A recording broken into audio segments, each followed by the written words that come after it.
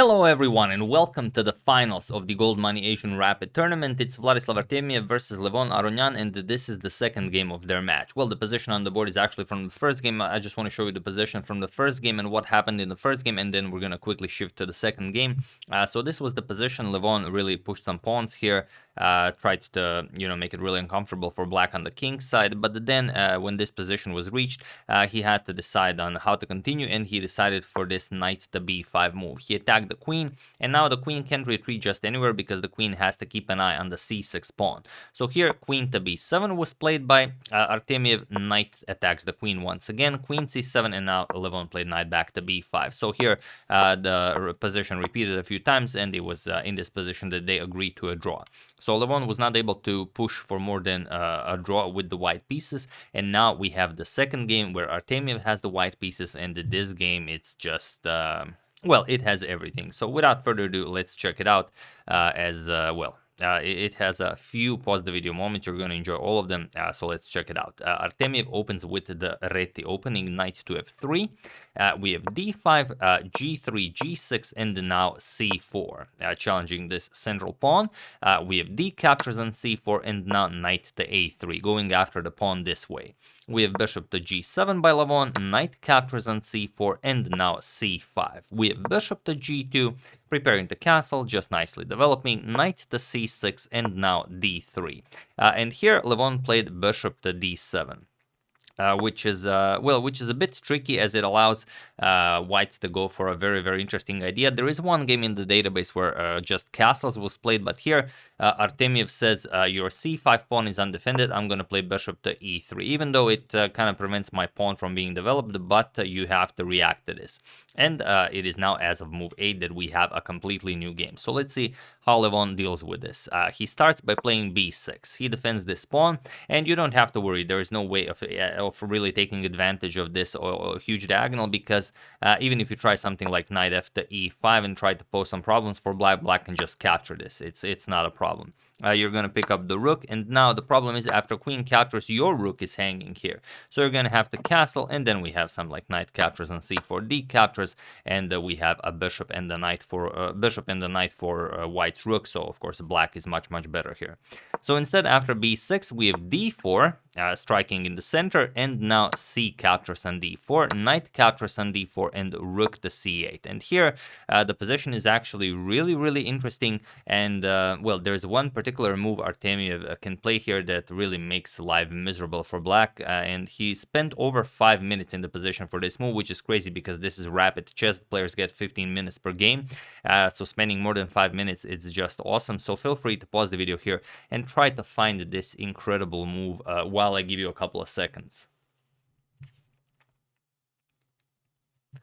So for those of you who were able to do it, congratulations. You must be at least 2700. And for those of you who just want to enjoy the show, it's knight to b5. And this is the good stuff. And now the problem for black is that black does not have a good move. If we just continue normal development, let's say knight to f6, then black loses on the spot because we have knight b to d6 with check, attacking both the rook and the king. So black will capture. We're going to capture with the other knight as well, again forking the rook and the king. King to f8, and now knight captures on c8. And once the queen captures, it doesn't seem like white got all that much from the position, but now rook to c1. And now you can see that this knight is attacked twice, and also we're threatening queen to d6 check to attack it the third time. So king has to go back, king to e8, and now we're still gonna play queen to d6. There's a triple attack on the knight now, and now once black, for example, unpins, we're just gonna capture here with the rook, and then we're gonna see queen captures, rook captures, and we're gonna have this position where white is up material, he's up a pawn, and he's up the exchange. He has a rook for a knight, so it's just a completely winning position for white. So really awesome stuff. So after this knight to b5 move, you couldn't really just continue developing. You have to play something like king to f8, and then your position is just, terrible. And this is probably why after spending more than 5 minutes, Artemiev did not play this. He said, all right, but what if he just plays king to f8? Yes, his position is bad, but I've already spent more than 5 minutes. Maybe I don't want to go for this. So instead, after Levon's rook to c8, Artemiev Artemiev just castled, so he didn't go for this killer knight to b5 move. And now we have knight captures on d4 by Levon, and this is again a crucial move. Again, if you continue development, you're just getting crushed. Just knight captures on c6, bishop captures with check, now rook captures, and here we just trade queens. Captures in knight e5, and white wins. The rook is under attack. If you move the rook, then, well, whatever, knight captures on f7, delivers check, and picks up the other rook on h8. So Levon, of course, spots this.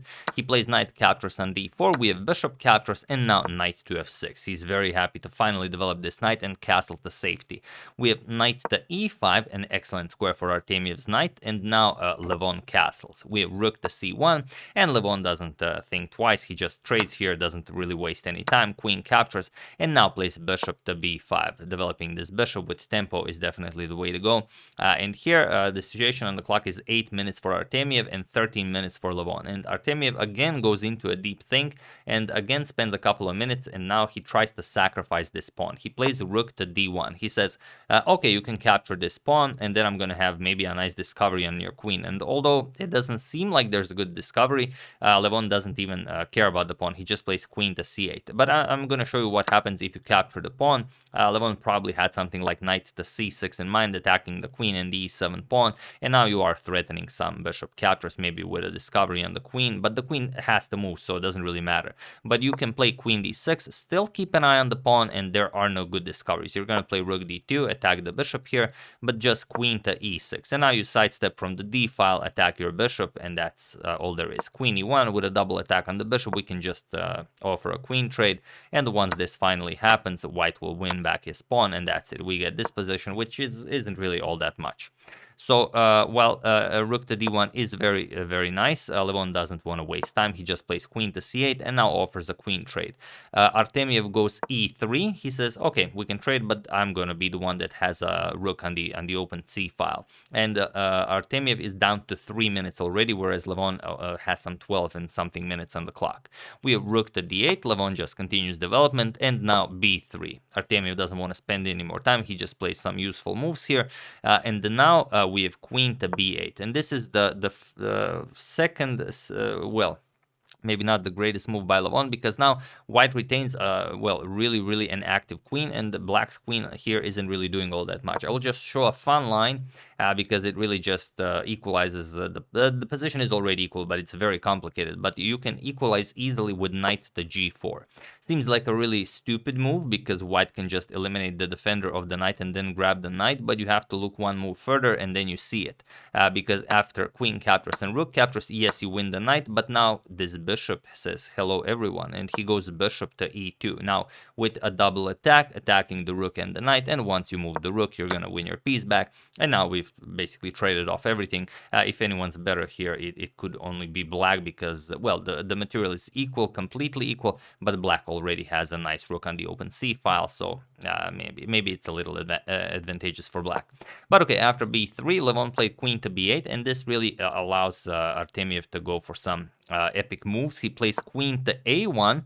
We reach the position from the thumbnail now, and you can see there's a lot of stuff here on this diagonal, but if these knights move, then, well, black could lose some material. And here Levon should play something like knight to e8, just a nice safe square for the knight, and expose this diagonal to his own bishop, so if this knight ever moves, you can start trading pieces. However, Levon played knight to d7, which kind of makes sense. There's now a triple attack on the knight here, and he says, all right, now we trade everything, and you know, it's a great position for me, but not so quickly, because here, pause the video for the second time and try to find a really impressive move for Artemiev while I give you a couple of seconds. Think of Tal's hippopotamus move, and then you will see it. So for those of you who were able to do it, congratulations on letting the hippo drown. And for those of you who just want to enjoy the show, it's knight captures on f7. And this is just deadly. Problem is, if you just capture the knight, then bishop captures on g7. White won a pawn. White's position is incredible. Once this bishop comes here, for example, that's it for the black king.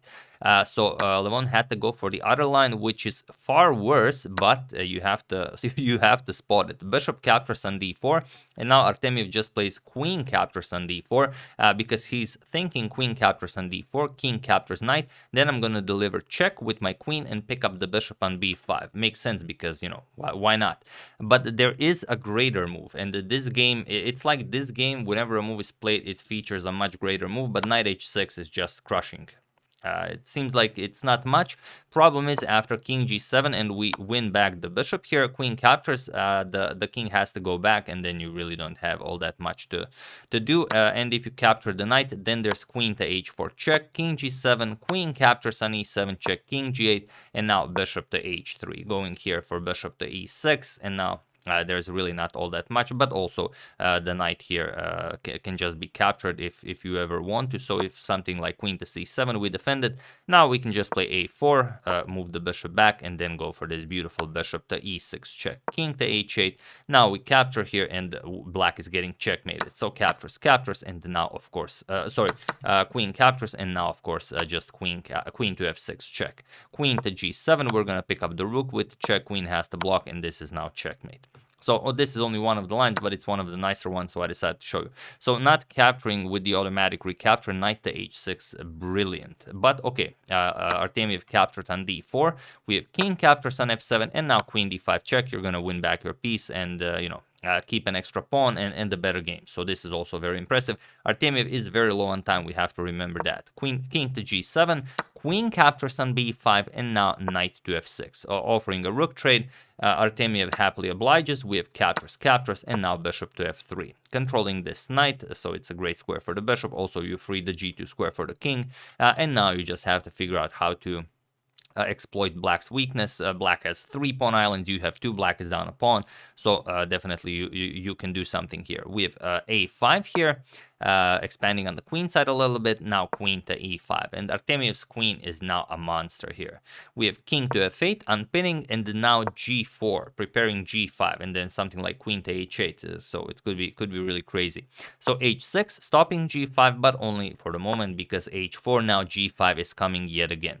And here you don't really have a good move for black, so the only thing left for Levon is queen to d6. He has to trade down into an endgame, but it's a much better endgame for white. So queen captures, pawn captures, and now king to g2. You could also argue maybe going after the queen side pawns is better. Artemiev has a different plan. King to g2, we have g5 by Levon, and now king to g3. We have king to g7, and now bishop to c6. Again, controlling all the squares that the knight can use to jump to, so the knight for the moment can't really do anything.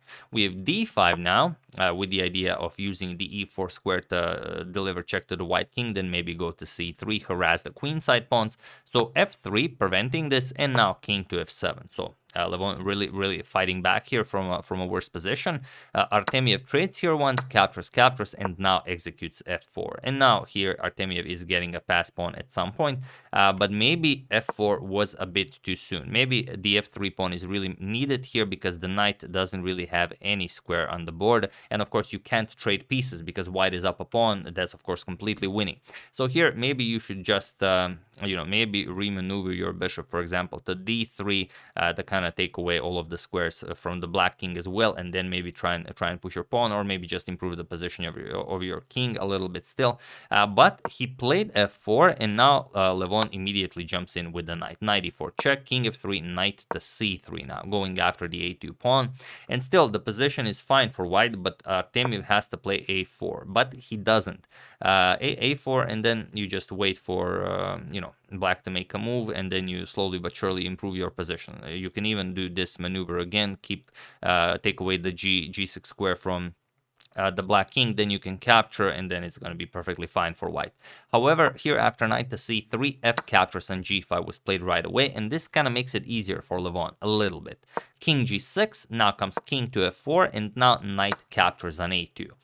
We have bishop captures on d5, now comes b5, and here bishop to e4 check. So we get a similar position, but not as strong, as the knight already captured the pawn on a2. So king g7, king e5, and now a4. It's Levon who created a pass pawn as well. Captures, and now you have to be careful. So king to d4. This is the only winning move for Artemiev. You have to bring the king inside the square of the pawn. So here we have a3, and now again the crucial move. I'm not going to ask you to pause the video, but you probably know what you have to do, and so does Artemiev, but he's extremely low on time, or seconds on the clock, and he makes the wrong step with the king. Here he plays king to c4, but when the only winning idea was king to d3, and this is a move that you can't know, because they don't say for nothing in chess, when you have a knight you have a chance, because the knight is so unpredictable. The bishop is considered to be a stronger piece, but in lower time formats, the jump is the knight is just completely unpredictable, and even for a player like Artemiev, you simply can't do it. Point is, after king to c4, Levon just played knight to c2, and he took away the b3 square, and now the king cannot approach the passed pawn. So here you would have to go king to c3, now knight to e2 check, and after king to b3, a2 was played. And now, of course, if the pawn is captured, then knight to c3 check picks up the bishop. But let's go back a few moves just to show you in this position why instead of king to c4, king to d3 was better, because then there's nothing you can do. If knight to c1 check, we play king to c2. If a2, trying to give up the knight for the queen, we just play king b2, and now the position is winning.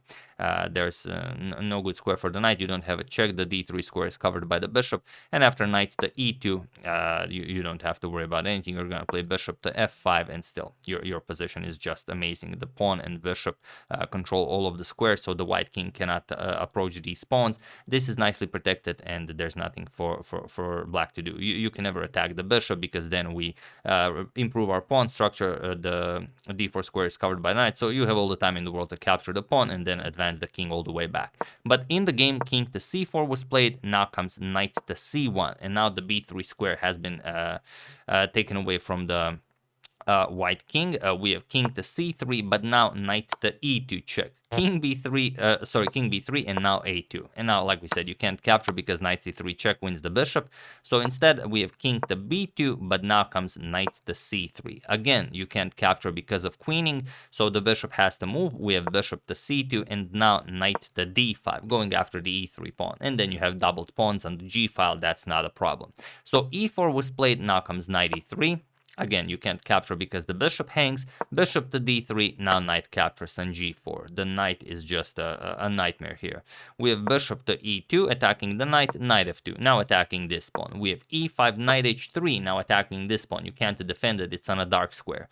King captures on a2, now comes knight captures on g5, and of course there is no possible way of winning this. King b3 was played, knight f7 attacks the pawn, e6, we have knight g5 attacking the pawn, bishop to g4 defending, now king f6, and the pawn will now fall. King c4, we have knight captures on e6, bishop captures on e6, and it was in this position on move 58 that the game ended in a draw due to insufficient material. So really incredible game. Artemiev had so many chances, but you could see that the line was prepared, but those positions where you had to solve them, they were not prepared. So he spent a lot of time trying to figure them out. He found that beautiful, drowning hippo move with knight captures on f7, but he missed some crucial continuations, and that will simply not do if you want to beat Levon Aronian in the finals of this very nice tournament. So game 2 also ends in a draw, and we'll see what happens next. This was amazing. I enjoyed it immensely, and hope you guys did as well. So yeah, that's the game. Hope you guys enjoyed it. I would like to thank Tom Deralau, added the T there, Lance Hassan, Connor Clark, James Walker, and Peter Milner for a contribution to my channel. Thank you a lot. I really appreciate it. As usual, you can check 2 of my previous videos here. Thank you all for watching, and I will see you soon, continuing the coverage of this amazing tournament, checking up on your wonderful suggestions, and whatever else happens in the chess world. Thank you all. I will see you soon, and have an excellent rest of your day.